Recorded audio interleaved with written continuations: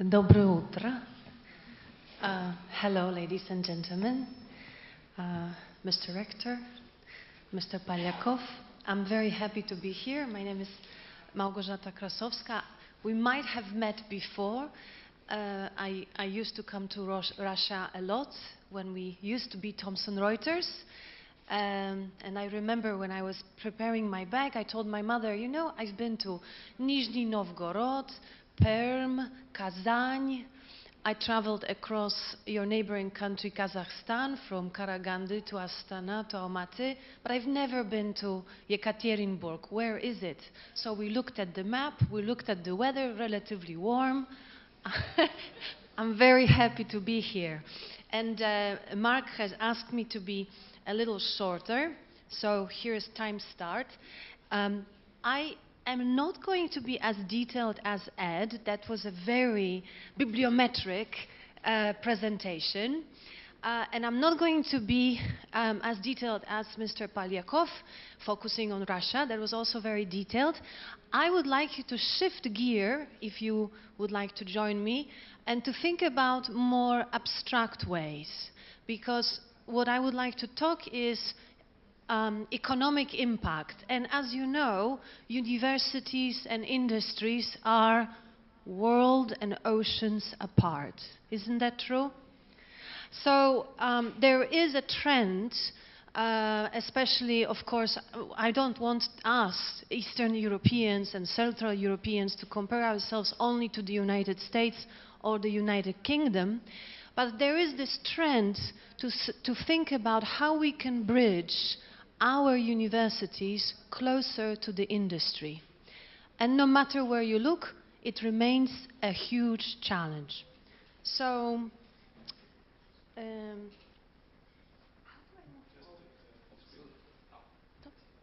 okay. So this is what I hope in the next 24 minutes and 40 seconds you're going to hear about. I would like to tell you what, or discuss with you what the missions of universities are, what are the indicators, and Ed already mentioned some of them, as well as Mr. Polyakov, the indicators that we normally use in university rankings, the bibliometric indicators, but I also made a list of those that have a high potential of being used as indicators of economic impact. So those of you who work with your researchers and prepare, for example, their reports on how well they're doing, you might start consider, okay, what would be the next data and these kind of indicators that would be useful for us to actually be able to report back to the ministry or to the rector's office what is the economic impact of our organization as a whole, or of our department, or that particular unit. So I hope that we'll have enough time to talk about these items. And actually, I wanted this to be a discussion, but our primary roles of universities, I hope that you will agree, above all is the education and training. This is what we are here for, and that was actually the original mission of universities back in the past, and then it started changing, so it became, the secondary mission became the basic and applied research.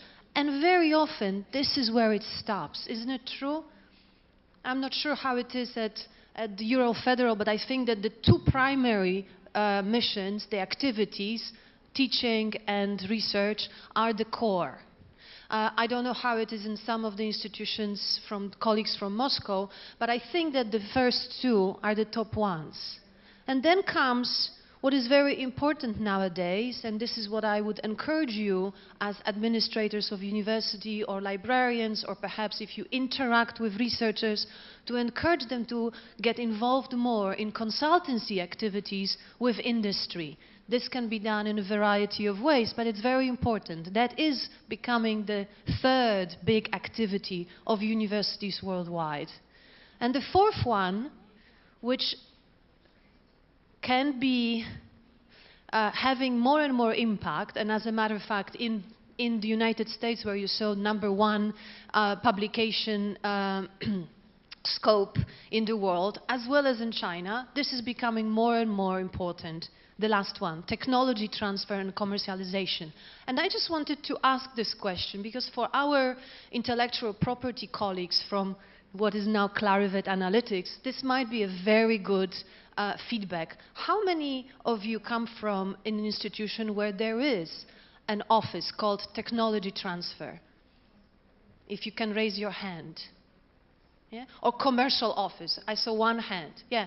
So this is very important. I would say this is something to start talking about and strategize internally at universities and also externally with the ministry. How can we here in Russia create these offices? They are very important. They act as bridges between what we do and what we produce as research at universities and what are the industry needs. And without those offices, that fourth mission of university is virtually impossible to realize. So, this actually illustrates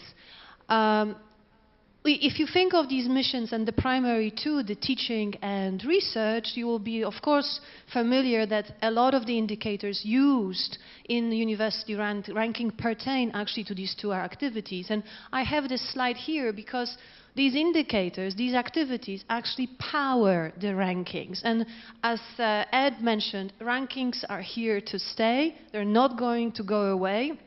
As a matter of fact, they're going to grow even further. And they are growing as we speak right now. They are building new indicators, such as indicators for economic impact, such as indicators for innovation impact, societal impact, and all other impacts you can imagine. There will be more of them. They are becoming more and more focused because of varied missions of different universities. And if there is a cluster of universities that fulfill similar missions, they would like to be compared. So you will see a basic rise of very focalized rankings.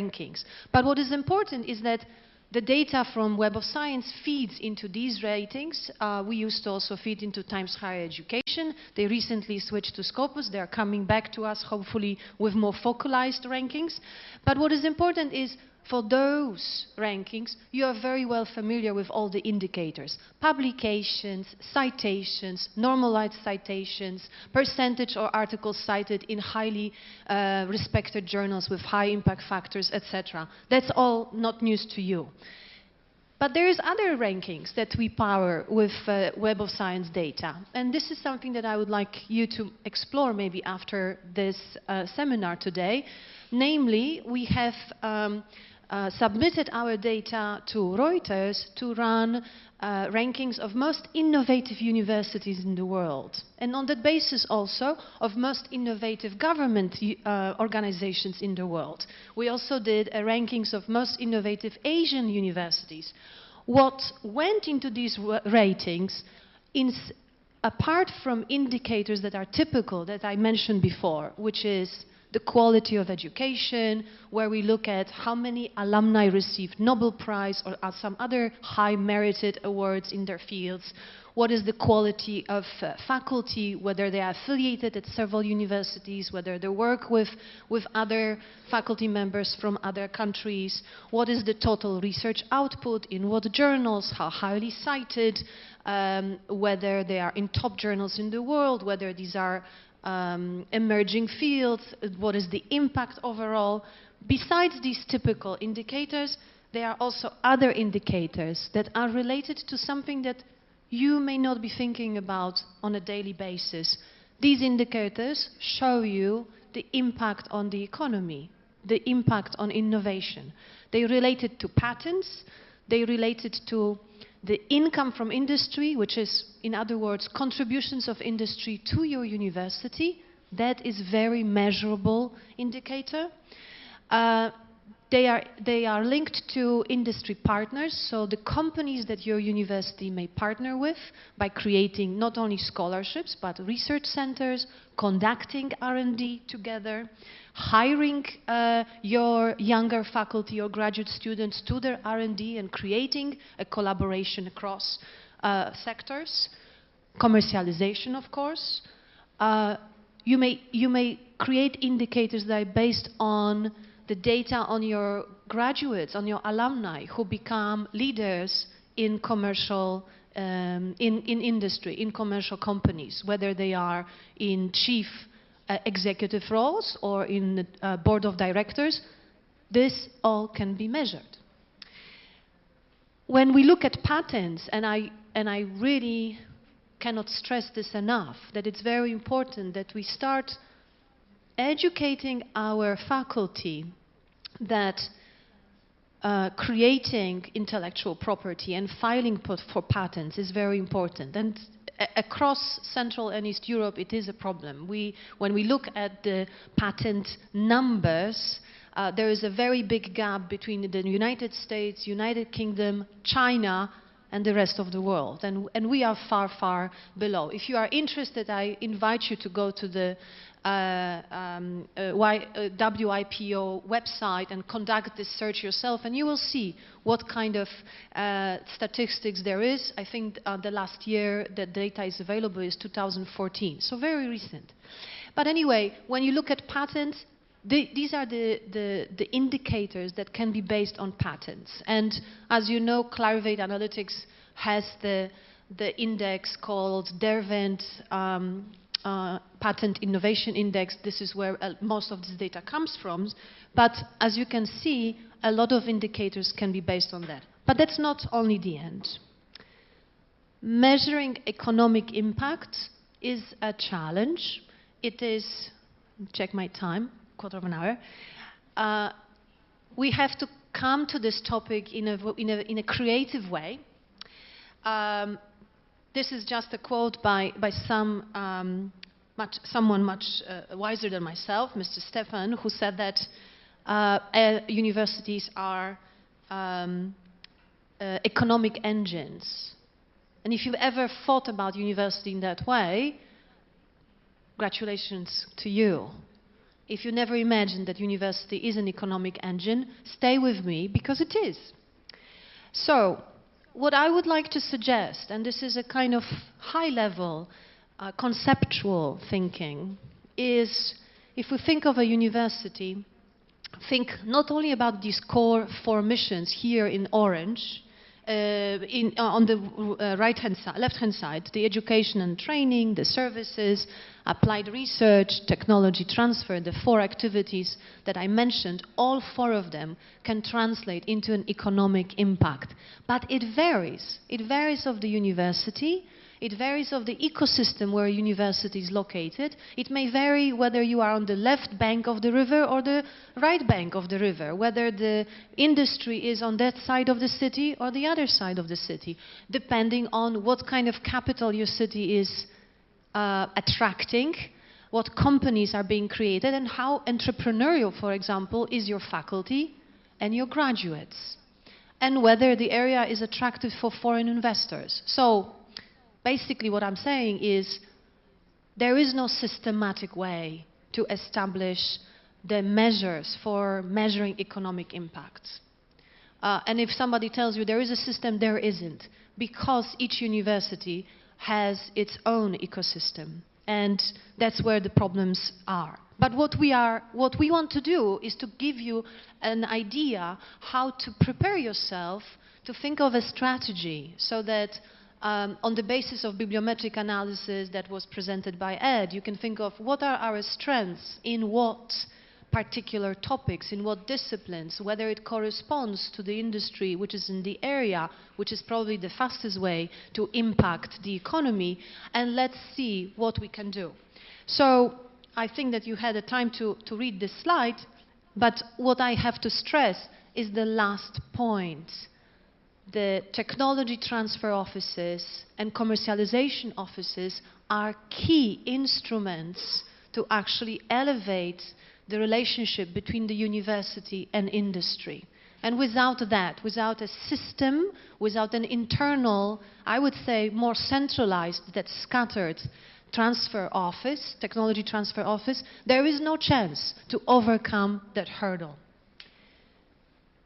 And these are a couple of truths, because this was actually the last slide, but Mark told me to speed up my presentation, so I moved the last slide to the middle, just in case. But what I tried to already convey to you is that these indicators to measure economic impact vary, and they are very challenging. The time is an issue. A university that is focusing on medicine and coming up with a new drug, that takes forever. If you can imagine some of the medicine that we are using today, it took sometimes 30 to 40 years to develop. If you want to move from research to entry of drug on the market, nowadays it takes about 30 years. So that's a long investment. In our lifetime, in the lifetime of a university, perhaps it's not. But time is an issue. In various industries, it may happen faster. I have a couple of examples where actually it took 4 years from initial inventor and patenting to a sale of a university spin-off to a big industry and creation of an industry university cooperation. Data, you may have your internal data, you may have data from a data provider like Clarivate Analytics, you may also have data from third party. Because of different sources, very difficult to create any kind of systematic measurement of economic impact. All right. You may also work with companies that have no relationship with you whatsoever. Anyway, for all those activities that universities have, I tried to enumerate potential indicators that may have impact, direct or indirect, on the economy. So if you may think of what are our graduates doing, I'm not sure whether you have a very active alumni office at your university, but I've been preaching for the last 7 years, ever since my return to Europe from the United States, that it's very important to have an active alumni office and to know what your graduates are doing, to be actively involved with their career process and to know how much money they're making, because it can be an indicator of the economic impact of your university. It's important to know where they work, knowing their employers. Employers also may think of you as a source of good workforce. That is an economic impact as well. You may also have courses, graduate level courses, professional trainings that are done directly with industry. That is measurable as well. The pricing for these activities, consultancy done by faculty, and lo and behold, money from industry that sponsors whatever it is, from workshops to trainings to graduate level research or to graduate scholarships, that is a measurable indicator and can be used for measuring of economic impact. So it really depends on the, or where you are, what you do, what is your strategy. Basic and applied research, you may of course imagine what different indicators there are, but I would like to stress 2 of them. One of them is very important. Research can be done together with funding from industry. Acknowledgement of that funding can be found in publications. Guess, publicity for our company, we actually index the funding information, and that can be extrapolated from the data.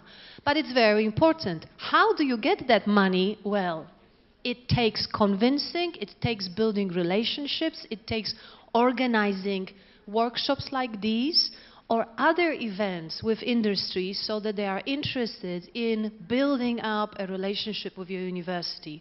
Some of universities in Poland, for example, embarked on building a knowledge exchange with research and development centers, with key industry leaders from the area. So they actually build it into the curriculum. That may be one of the ways of establishing relationship with industry leaders. You can also see that we can look at indicators such as what is the proportion of the publications on a specific research topic that were co-authored with the industry representatives, and what percentage of these papers is actually creating the body of work of the total in a specific field at your university. So all this will be available to you in a PDF, so if I don't cover everything, excuse me, but I want to show you a couple of examples. And last but not least, I know this may sound like an abstract thinking, the technology transfer office, commercialization office, but I would like to stress that it's incredibly important, because all these indicators can come from such an office. Value of your intellectual property, commercializing the research output, number of active patents, number of money from licensing, money from disclosures. If you create with your graduates and some of your faculty who have entrepreneurial vein or blood in their veins, if you create spin-offs, that has a commercial value as well. If they survive more than 5 years, that is very meaningful. Some indicators may point to the length of their stay in the market. And if they sold after 5 years, that money feeds into the university budget and endowment. Very important to think about technology transfer offices and commercialization offices in such a way. They really need it if we want to report on economic impacts. And consultancy services, I know that it may also sound like an abstract topic. You would think of in many universities where economics is a top topic, or business administration. I'm not sure how do I come back? Yes. So business schools, they do a lot of consultancy. But I think even here, with your top leadership in material sciences, you can do such consultancy as well, right? So you probably, yeah. So all these activities may produce outcomes that can be incorporated into some kind of indicator. Enough? Okay. All right. These were activities, these were inputs. For the next 6 minutes, I want us to go into somewhat different direction. Namely, if you think of how complex may be inputs to the university. So before you think of activities, you may think of, okay, what do we have as our capital? It may be money from the ministry that is spent on scholarships. It may be money from industry that comes in forms of scholarships, in forms of endowments, in forms of money for research. It may be some investments, commercialization of research, infrastructure. These are all inputs. All these items may contribute to the activities that we previously talked about that produce economic impacts. It may seem very simple. You may have seen this kind of circle. It's very fashionable nowadays. Circle of innovation, circle of development. It's all in a circle. It comes back to the point of beginning and again makes another circle. Yes, indeed. It's not that simple. I have it here just to illustrate that it's a continuous process. But as a matter of fact, this is how complex it can be. You may have all these inputs, you may have variety of activities at the university, from education and training to technology transfer, depending on the mission of the university, and each university has its own. You may have different outputs. You may focus on producing graduates that feed into the workforce, or create new faculty members. You may have those who will be consulting with ministries and with local governments, creating legislation, laws and policies. You may have researchers who focus on research and publications, patents, books and other materials. You may have those who will be looking at primarily commercialization of the research, and they'll be looking at building technology transfer practices with industry. It really depends. You may focus on people whom you will train. Variety of outputs. Those, in terms, produce the impact.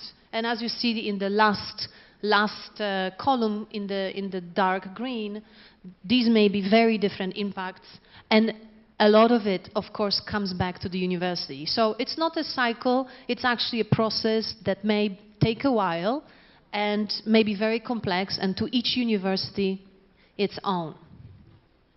Okay. Picture done? All right. Inputs, I would like to stress the commercialization of research is very important. And if there's one thing that you take away from this short presentation, that's exactly it. So I Googled it. I thought, okay, let me show you something that is happening across the Atlantic or the British Channel. And I would say that it's very impressive. And let's not reinvent the wheel. Let's think about how we can transport or import these ideas and these practices back to Central and East Europe. The Office of Technology Commercialization is responsible for the protection and efficient transfer of university discoveries to the marketplace for the benefit of the society. Simple sentence. In some of these offices, you have two people who are hired by the university and run the office. Different names: Research Strategy Office, Technology Commercialization Office, Office of Research Commercialization, Technology Commercialization Office, whatever the name is, OTC, ORC, sometimes two people, sometimes three people, somebody from library science who runs the office. I found one where there were 20 people. Their websites, they give you ideas why it is centralized, what kind of patents were recently obtained by the university, what kind of research they would like to receive funds for, whom from the industry they invite for cooperation. So it's transparent, it's on their website. You don't have people running around different industries and officials and presenting on their research output. It's out there and it's available, and they're asking industries to come and see whether they're interested in investing. Why? Well, this is actually from one of my colleagues in the IP division of our company. He was very gracious to lend me this slide, because there is something what you see in the middle called Valley of Death. And it is the sad reality. We produce top research. We spend a lot of money for the research and development. We sometimes go as far as patenting, and we hire external consultants to do commercial evaluation. We then work on the proof of concept. This is all the first part of this graph with the line of the money going down. This is all investment. And if we don't find the investor, if we don't interest the industry into feeding the money into this endeavor, we end up dead in the valley of death. It's minus 140 degrees centigrade, we're dead. But the reality may be different if there is a system, if there is a systematic, strategic approach to the research and development and commercialization. You may find the investor who will come up with the business strategy. They will assess the competitiveness of that research outputs and that particular invention. Oh, they will spend their money, they will care, and hopefully it will start going up and there will be a very positive impact, financial and economical in general. So, these are the questions that you should probably be asking. Are we far away, academia and industry? How can we build this cross-sector relationships, and what will be the mutual benefits? Do I have 2 minutes? Okay. Too much text. I'm not going to read through this, but I want you to be aware that it's there, and we'll have this in a PDF, so you'll be able to read it. I would like to show you a couple of examples. This is one example. University of Edinburgh. I actually recommend going to their website. United Kingdom has produced a very interesting article. It's actually here, HFC AC UK. If you Google good practice in technology transfer, you will have a great resource if you want to consider this idea of building either a technology transfer office or entering this into a strategy for the university. So I highly recommend it. But anyway, this is an example. In 2001, a group of scientists, they developed a new electromagnetic method to detect subsea hydrocarbons. 3 years later, they found 3 investors, £7.4 million. Yes. Later on, it was sold for $270 million. And over £1 million went back to the university for further research. Huge. This is one of the examples. They did it in a very strategic way. Another example is a satellite dish, satellite program in South Africa. That actually started in early 90s from a small research activity. Let's use the subsequent slide, which is the slide you saw before, that process. So they started with a graduate level program called Sunset. They have trained over 100 graduate students. These graduate students started producing research output. They also became very skilled engineers in the workforce. It all came back to the university. A lot of them stayed with the university. Some of them went into the industry, but they started co-working with the university. A company was created. Satellites were sent to the outer space. Very good example. Another example, which took much longer, and I mentioned that in the beginning of my session, and I'll be finishing in 2 minutes. It's from the United States. It's that drug introduction. This is the campus of Northwestern University in Evanston, Illinois. And this is the scheme for their blockbuster drug. It all started with government giving money to the research. Then they produced research, they produced articles, it went through a variety of activities. They received, again, in the input side, money from industry to further this research, and 20 years later, the drug was introduced on the market.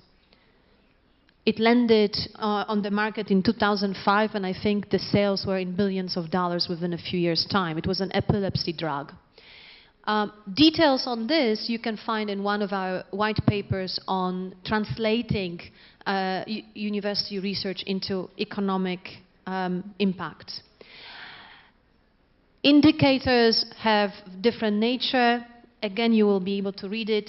But I would like to finish with 2 things, because I believe it's very important. University of Texas in Austin, I think that their commercialization office website is one of the best. And I really enjoyed the 8 steps of commercialization. So it may not be very visible on this site, but if you go there, you'll be able to download it. I highly recommend it. The Americans are pretty good at that, so let's learn from them. And then another example that was discussed with colleagues from IP of Clarivate Analytics a few weeks ago in Singapore at the Innovation Summit. And I thought that I would like you to learn about this as well, because we are talking about young universities. In many cases, young universities and developing economies have a better way, because we may be more flexible. Environment is more flexible. We don't have deep roots, and people who tell us, we've always done it that way. If you hear that, you say, well, let's do it in a different way. So Nanyang Technological University, founded in '55 as a research institute, Technological Institute 30 years later, Technological University established in '91. At that time, they realized, okay, let's see, we'll focus on engineering and business, and then 10 years later they decided, let's add some other schools, biological sciences, mathematical sciences, arts and media. This is how they look like right now, with the College of Engineering as the core center and one of the best colleges of engineering in the world. More on that you will find on the Innovation Forum 2016 on one of our websites. But I want to show you 2 more slides, because I think it's very important. So this is young history. 2001, that was the decision.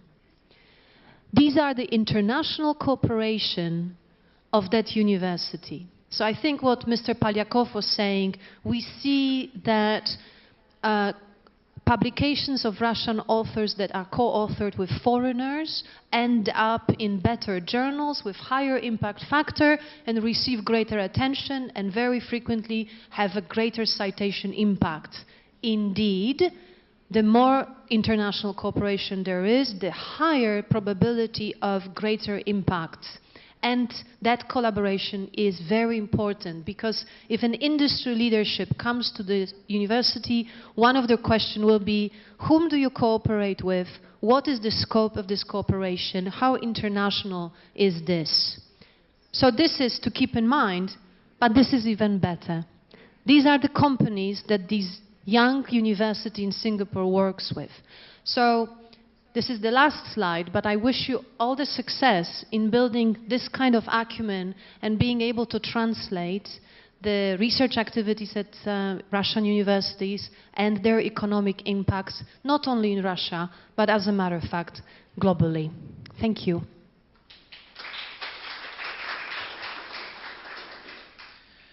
Большое спасибо. Тема очень интересная, неисчерпаемая. У нас университет, на самом деле, больше половины студентов, они учатся по инженерным специальностям, техническим, поэтому эта тема для нас очень важна. У нас есть такие подразделения, есть около 80 спин-оффов, которые созданы при участии университета, но хотелось бы, чтобы обратный поток в университет от взаимодействия с предприятиями был больше, чем сейчас нам удается. Мы будем, конечно, над этим работать.